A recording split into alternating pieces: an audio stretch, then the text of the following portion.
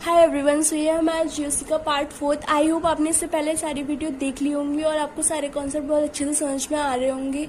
GOC से mainly हमारे 1 या 2 क्वेश्चंस आते हैं 2 मार्क्स के इन NET and GATE exams, but हमें पढ़ना ही इसलिए ज़रूरी है क्योंकि इसके कॉन्सेप्ट हमारे पूरी ऑर्गेनिक केमिस्ट्री में यूज़ होते हैं। ये बिल्कुल बेस होता है हमारी ऑर्गेनिक केमिस्ट्री का। एंड ये ऐसा नहीं होता है कि जैसे फिजिकल केमिस्ट्री में किसी एक चैप्टर्स में जो फॉर्मूले लग रहे होते हैं वो सिर्फ उसी चैप्टर के लिए ज़रूरी होते हैं। हमारे जीओसी बिल्कुल ऑर्गेनिक केमिस्ट्री में सब जगह यूज़फुल होता है, तो इसके सारे कॉन्सेप्ट हमें आने ही आने चाहिए। मेनली 2 to 4 क्लास में हमारी जीओसी कंप्लीट हो जाएगी। मैं ट्राई करूँगी कि जल्दी से हो जाए, आपको सारे कॉन्सेप्ट बिल्कुल समझ में भी आ जाए। तो आज का जो हमारा टॉपिक है वह हमारा न्यूक्लियोफिलिसिटी। हम सबसे पहले देखेंगे न्यूक्लियोफाइल्स क्या होता है, उसके बाद हमें देखना है न्यूक्लियोफिलिसिटी क्या होती है, और आज हम ये भी देखेंगे कि न्यूक्लियोफिलिसिटी एंड बेसिसिटी में क्या क्या डिफरेंस होता है। सो स्टार्ट करते हैं। न्यूक्लियोफाइल्स को अगर हम देखें तो न्यूक्लियोफाइल्स 2 टर्म से बना है, न्यूक्लियस एंड फाइल्स। तो इसका मीनिंग होता है हमारा न्यूक्लियस लविंग।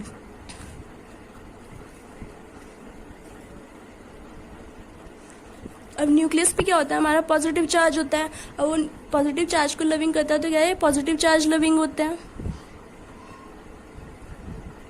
और पॉजिटिव चार्ज को लव कौन करेगा, जिसके ऐसा होता है ना कि जो अपोजिट चार्ज होते हैं वो एक दूसरे को अट्रैक्ट करते हैं। तो पॉजिटिव चार्ज को अट्रैक्ट कौन करेगा, नेगेटिव चार्ज अट्रैक्ट करेगा। और नेगेटिव चार्ज किस पे होता है, इलेक्ट्रॉन्स पे होता है। तो ये क्या होता है, इलेक्ट्रॉन रिच। पॉजिटिव चार्ज है मतलब इलेक्ट्रॉन्स की कमी है, तो इलेक्ट्रॉन्स को वही तो देगा जिसके पास अपने पास इतने इलेक्ट्रॉन्स होंगे। आप ऐसे देख सकते हैं, अगर आप भूखे हो तो और आपके पास एक रोटी है, तो आप वो जब पहले अपने आप को पेट भरोगे ना, उसके बाद दूसरे को दोगे। तो बस इसी तरीके से देखते हैं, इनके पास इलेक्ट्रॉन्स रिच होते हैं, बहुत ज़्यादा इलेक्ट्रॉन डेंसिटी होती है, सो ये ईजिली अपने इलेक्ट्रॉन्स डोनेट कर देते हैं।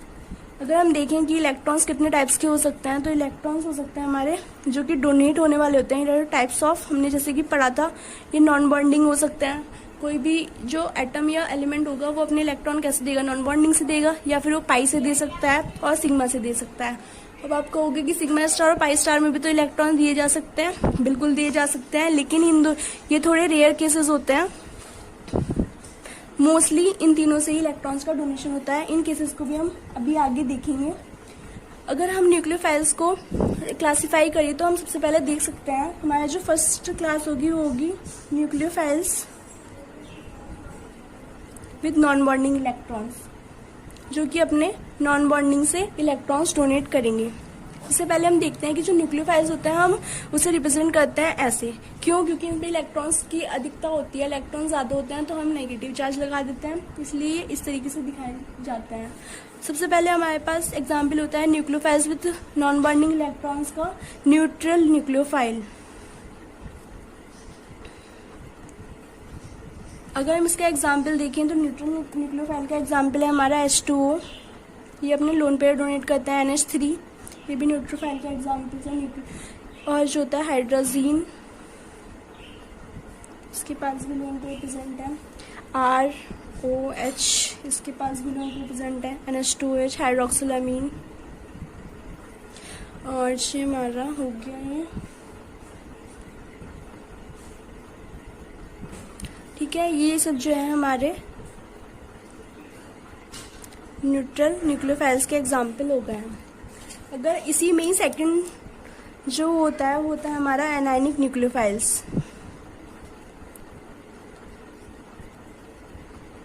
ये देते तो अपना नॉन बॉन्डिंग से ही है, लेकिन पे निगेटिव चार्ज प्रेजेंट होता है। जैसे हमारे ये OH नेगेटिव, RO।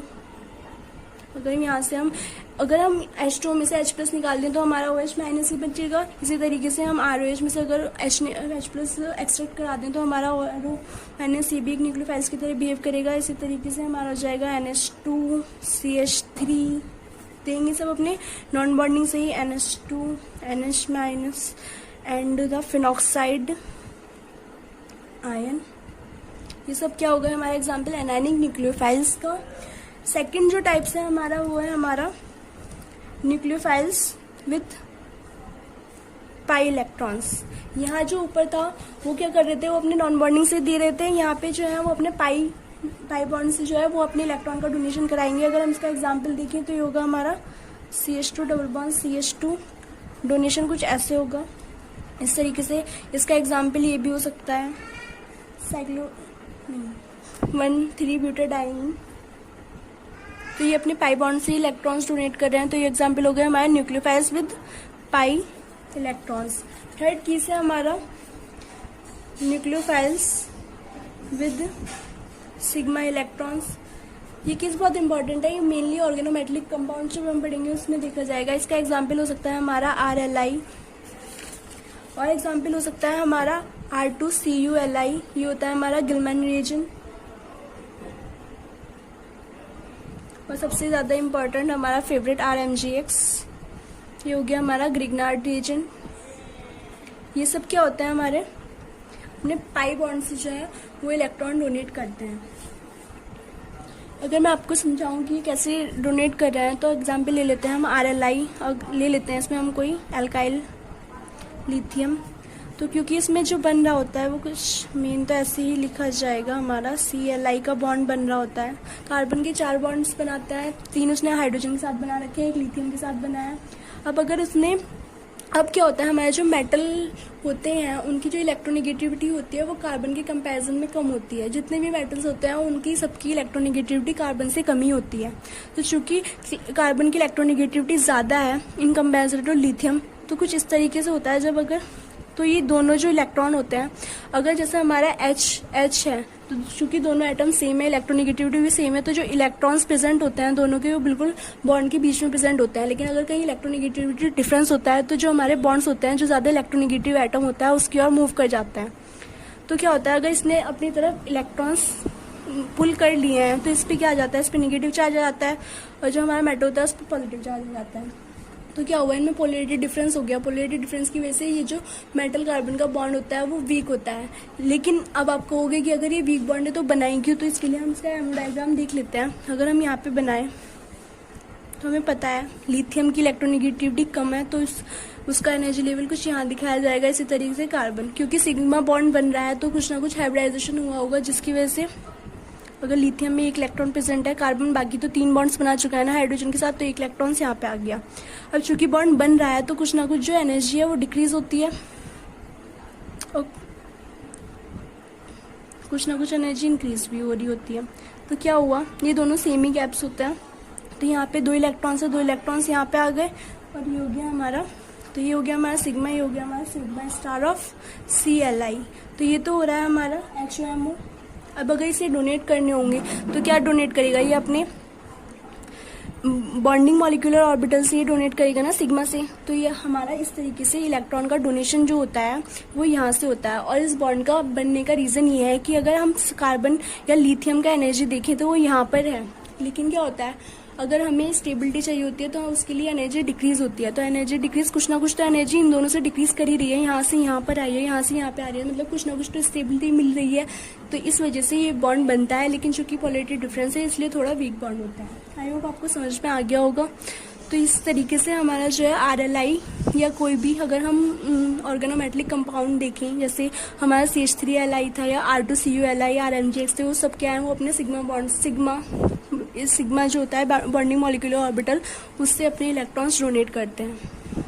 तो ये हो गया हमारा न्यूक्लियोफाइल्स का क्लासिफिकेशन। अब हम देखते हैं न्यूक्लियोफिलिसिटी किसे कहते हैं।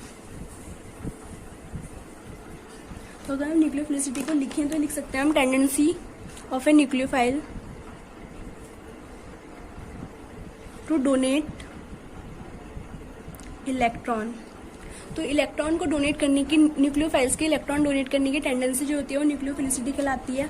जैसे हमने पहले भी पढ़ा था, जो डोनर एबिलिटी थी वो भी तो क्या था, इलेक्ट्रॉन डोनेट करने की एबिलिटी तो थी। इसी तरीके से अगर क्या हुआ, न्यूक्लियोफिलिसिटी और डोनर एबिलिटी एक ही होती है, तो हम इसे ब्रैकेट में लिख सकते हैं डोनर एबिलिटी। अब हमें देखना है कि कौन कौन से फैक्टर्स जो होते हैं वो हमारे न्यूक्लियोफिलिसिटी को इफेक्ट करते हैं। तो सबसे पहले हम लिख सकते हैं फैक्टर्स। हम देखते हैं जो हमारा फैक्टर्स है जो कि हमारे न्यूक्लियोफिलिसिटी को अफेक्ट करेगा, वो सबसे पहले है हमारा इलेक्ट्रोनेगेटिविटी। अगर हमारी इलेक्ट्रोनेगेटिविटी ज़्यादा होगी तो जो हमारी न्यूक्लियोफिलिसिटी या फिर डोनर एबिलिटी है वो कम होगी। इसे हम ऐसे देख सकते हैं कि कोई भी ज़्यादा इलेक्ट्रोनेगेटिव एलिमेंट जो होता है वो अपने इलेक्ट्रॉन्स को जो है बिल्कुल अपनी तरफ बाइंड करके रखता है, जल्दी से जाने नहीं देता। तो क्या होता है, उसे डोनर पावर जो है उसकी डिक्रीज कर जाती है। अगर हम इसे एग्जाम्पल के इससे समझें, जैसे RO minus, RS minus, RSC minus negative है, तो क्या है, ये जो है हमें पता है ऑक्सीजन की इलेक्ट्रोनेगेटिविटी ज़्यादा होती है। अगर हम ये सब एक ही पीरियड के हैं, सबसे पहले होता है हमारा ऑक्सीजन, फिर सल्फर, फिर सेलेनियम, फिर टेलुरियम। क्या होता है जब किसी ग्रुप में ऊपर से नीचे जाते हैं तो उसकी इलेक्ट्रोनेगेटिविटी जो है वो डिक्रीज करती है, और ऊपर से नीचे जाने में किसी ग्रुप में उसका साइज जो है वो इंक्रीज करता है। तो क्या हुआ, क्योंकि हमारे ऑक्सीजन की इलेक्ट्रोनेगेटिविटी सबसे ज़्यादा है, ऑक्सीजन सबसे टॉप पे है, तो जो हमारी न्यूक्लियोफिलिसिटी का ऑर्डर हो जाएगा वो कुछ इस तरीके से हो जाएगा। RO माइनस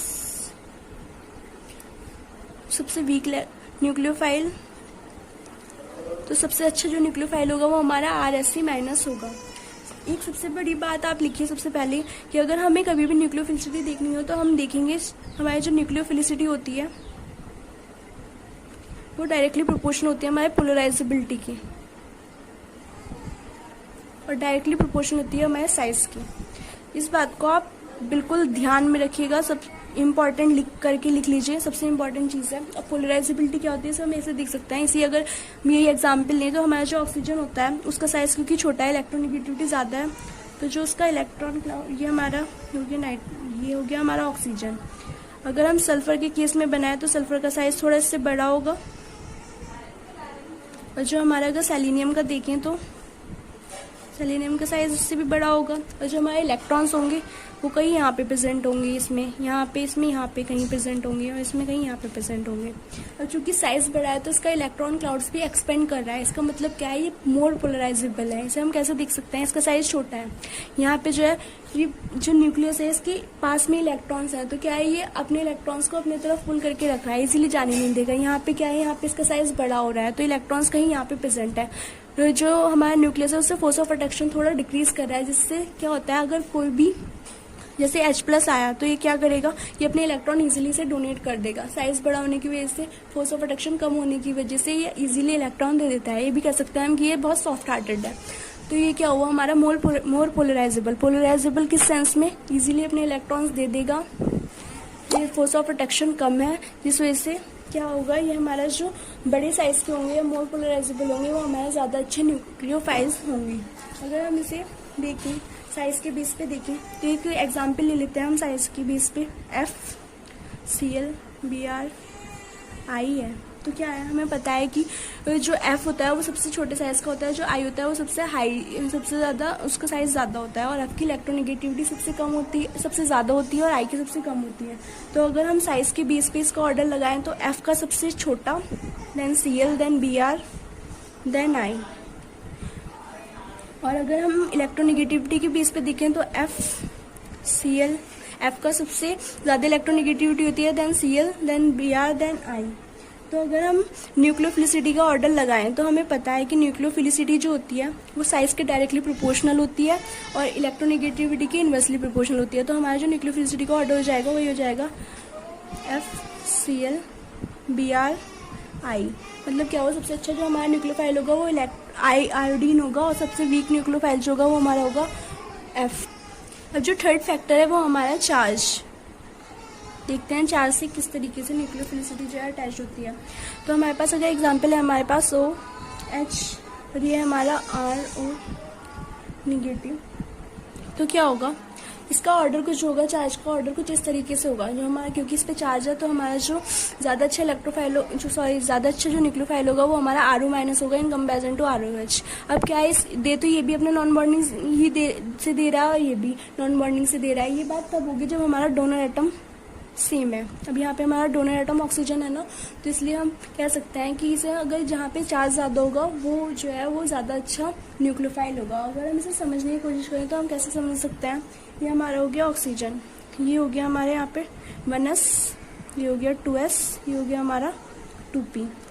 तो अगर हम यहाँ पे लगाएं 1s में होते हैं ऑक्सीजन का होता है ना 1s2, 2s2, 2p4, 8 होते हैं। तो क्या हुआ, यहाँ पे हमने 1s में 2 इलेक्ट्रॉन्स भर दिए, 2s में भी 2 इलेक्ट्रॉन भर दिए। अब क्या हुआ, ये हो गया ये। अब यहाँ पे टोटल इलेक्ट्रॉन से होगा 8, और जो न्यूक्लियस में प्रोटॉन प्रेजेंट है वो भी 8 है। लेकिन अगर हम RO माइनस बनाएं तो यहाँ पे हमारा हो गया पॉजिटिव, ये हो गया हमारा 1s शेल, ये हो गया हमारा 2s शेल, ये हो गया हमारा 2p शेल। तो 2s में यहाँ पे 2 इलेक्ट्रॉन्स 1s में 2 इलेक्ट्रॉन्स हो गए, ये 2s में 2 इलेक्ट्रॉन हो गए। अब क्या हुआ, यहाँ पे नेगेटिव चार्ज आ गया, तो 2 इलेक्ट्रॉन्स, नेगेटिव चार्ज में 2 इलेक्ट्रॉन प्रेजेंट होते हैं, तो हमारे जो इलेक्ट्रॉन हो गए वो यहाँ पे हो गए 6।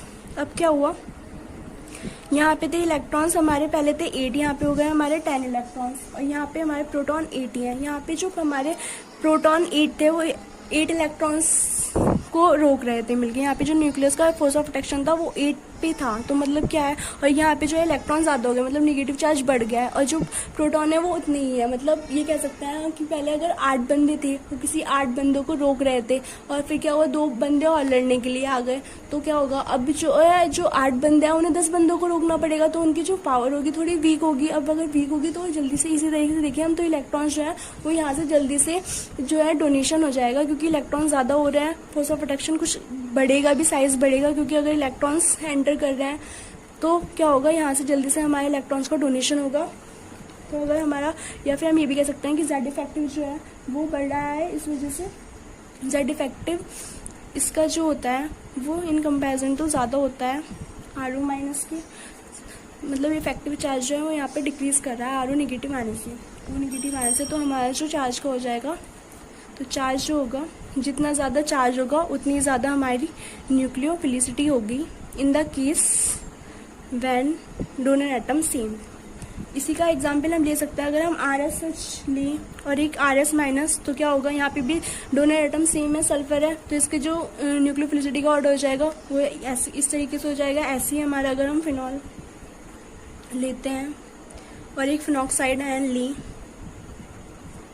तो क्या होगा, हमारा न्यूक्लियोफिलिसिटी का ऑर्डर ज़्यादा बेटर न्यूक्लियोफाइल हमारा होगा फिनॉक्साइड आयन।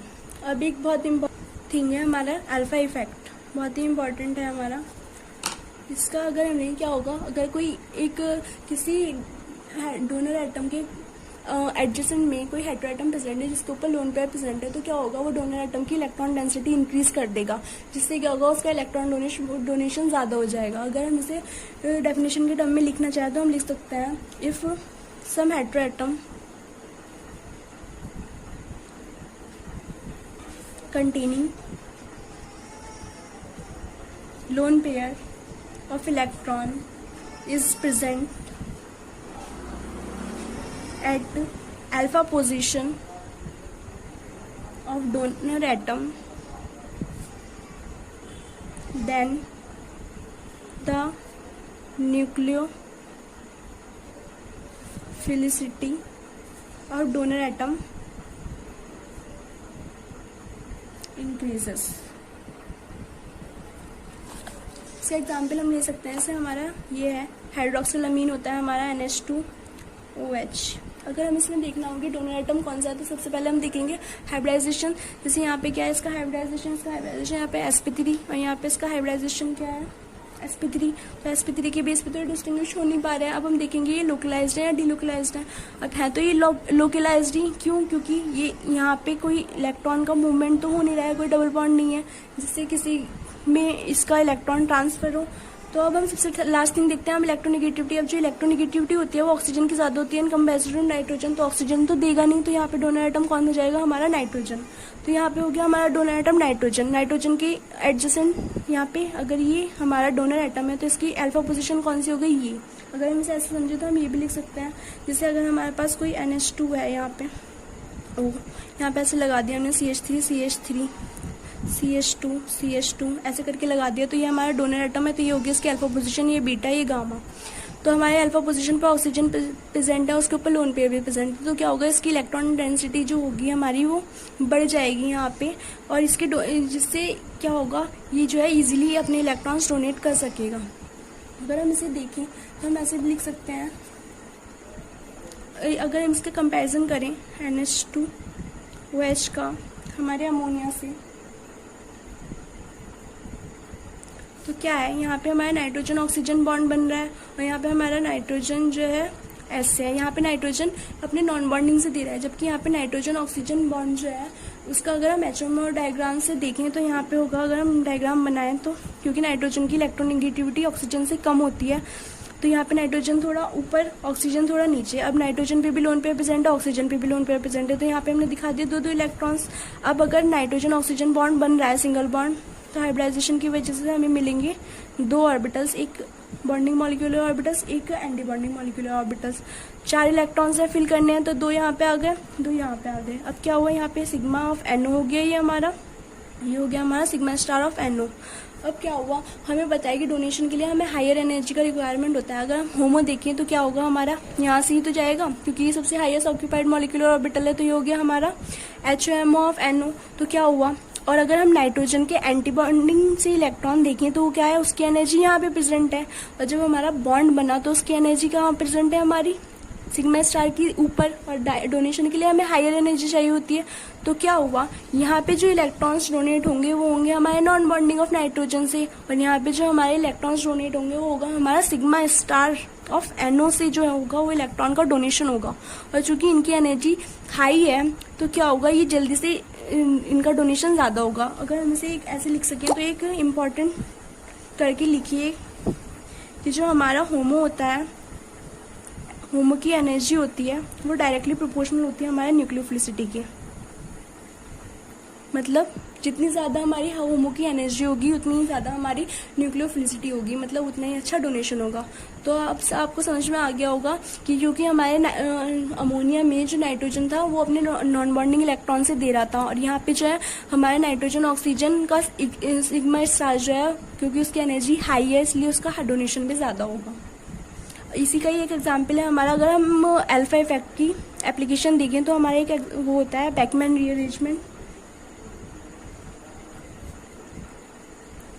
तो इसमें जो सब्स्टिट्यूट होता है वो कुछ इस तरीके से होता है।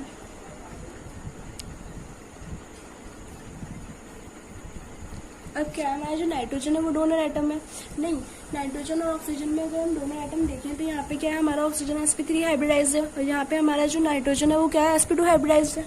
तो क्या होगा, हमारा दोनों एटम कौन होगा, हमारा sp3 ऑक्सीजन देगा। अगर हम इसके इलेक्ट्रॉन्स का डिलोकलाइजेशन देखें, सेकंड थिंग हम ये देखते थे ना कि इलेक्ट्रॉन डिलोकलाइज्ड है या लोकलाइज्ड है, तो यहाँ पे क्या होगा, इलेक्ट्रॉन अगर आप इसे ऐसे मूव करा दो और ऐसे मूव करा दो तो ये बिल्कुल गलत होगा। क्यों, क्योंकि जो हमारे नाइट्रोजन और कार्बन का बॉन्ड है उसमें क्या हो रहा है, यहाँ पे ऐसे मूव कर रहा है, इसका मतलब क्या है, जो कार्बन है वो नाइट्रोजन की भी इलेक्ट्रॉन्स लेके जा रहे हैं। तो ऐसा तो ही ना होता है, नाइट्रोजन तो ज्यादा इलेक्ट्रोनेगेटिव होता है तो वो अपने इलेक्ट्रॉन्स अपने से दूर क्यों जाने देगा। तो इस तरीके से हमारे इलेक्ट्रॉन्स का मूवमेंट नहीं होगा, जिसकी वजह से क्या है, यहाँ पे नाइट्रोजन के जो इलेक्ट्रॉन्स हैं वो भी लोकलाइज्ड है, और जो ऑक्सीजन है उसके जो इलेक्ट्रॉन्स है वो भी लोकलाइज्ड है। इस वजह से हमारा जो डोनर एटम हो जाएगा वो नाइट्रोजन ना होकर क्या हो जाएगा, हमारा ऑक्सीजन हो जाएगा, क्योंकि एक तो ये sp3 हाइब्रिडाइज्ड है, जल्दी देगा, दूसरा क्या है, यहाँ पे इसके इलेक्ट्रॉन्स भी लोकलाइज्ड है। अब यहाँ पे अल्फा इफेक्ट की एप्लीकेशन इस तरीके से है, क्योंकि यहाँ पे हमारा डोनर एटम ऑक्सीजन है और इसके एडजेसेंट मतलब अल्फा पोजीशन पे हमारा नाइट्रोजन है, जिसके ऊपर hetero atom, nitrogen hetero atom होता है ना, उसके ऊपर इलेक्ट्रॉन प्रेजेंट है।